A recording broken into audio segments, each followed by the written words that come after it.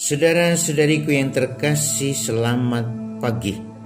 Mari kita awali permenungan kita pagi ini, Senin 13 Juli 2020, Pekan Biasa ke-15, dengan tanda kemenangan Kristus.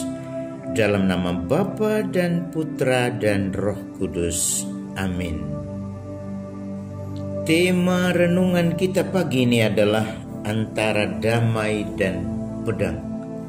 Matius pasal 10 ayat 34 sampai dengan pasal 11 ayat 1. Damai selalu mengandaikan adanya pertentangan. Sebaliknya, pertentangan lahir karena adanya ego yang tak terkendali.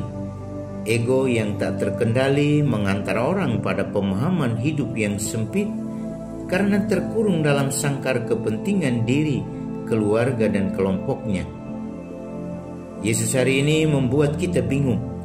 Kita seakan ditantangnya untuk melihat kembali misi yang diembannya dan yang dikumandangkan oleh para malaikat pada saat ia dilahirkan. Kemuliaan bagi Allah di tempat yang maha tinggi dan damai sejahtera di bumi di antara manusia yang berkenan kepadanya. Lukas pasal 2 ayat 14. Itulah nyanyian bala tentara surga setelah memberitakan kabar kesukaan besar bagi para gembala.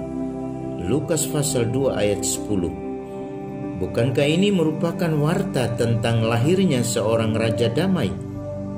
Mengapa Yesus hari ini mengatakan bahwa dia datang bukan untuk membawa damai, melainkan pedang? Dalam konteks ini, Yesus tidak hanya sekedar mengusik ego kita, tetapi juga mengikisnya agar kita bisa mengubah fokus kita. Ego mengurung fokus kita dalam sebuah sangkar sempit, dan Yesus datang membawa pedang untuk membuka sangkar itu agar hidup kita lebih terbuka pada kehendaknya. Dan kehendak Dia adalah menjadikan kita sebagai murid-muridnya yang militan dan mengutamakan Dia. Yesus berkata, "Aku datang bukan untuk membawa damai, melainkan pedang. Sebab aku datang untuk memisahkan orang dari ayahnya, anak perempuan dari ibunya, menantu perempuan dari ibu mertuanya, dan musuh orang ialah orang-orang seisi rumahnya." Matius pasal 10 ayat 34b sampai dengan 36. Bandingkan Matius pasal 10 ayat 37 sampai dengan 39. Pemisahan itulah yang akan menghadirkan gejolak dalam sebuah kehidupan.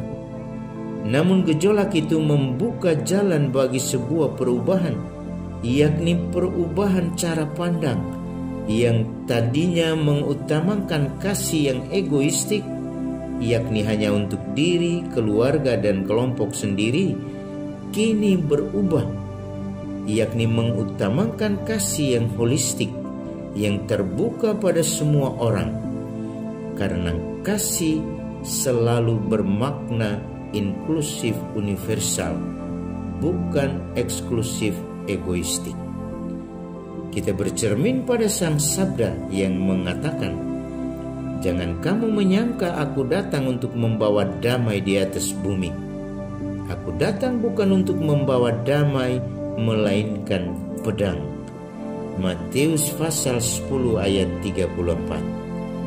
Saudara, mengubah pola pandang kadang membutuhkan sebuah kekuatan yang nampak tak lazim, tapi menjadi cemeti yang bermakna. Salam Cornovum, hati baru. Dia yang menghadirkan pedang untuk menghancurkan segala bentuk ego kita, senantiasa memberkati kita semua. Dalam nama Bapa dan Putra dan Roh Kudus. Amin.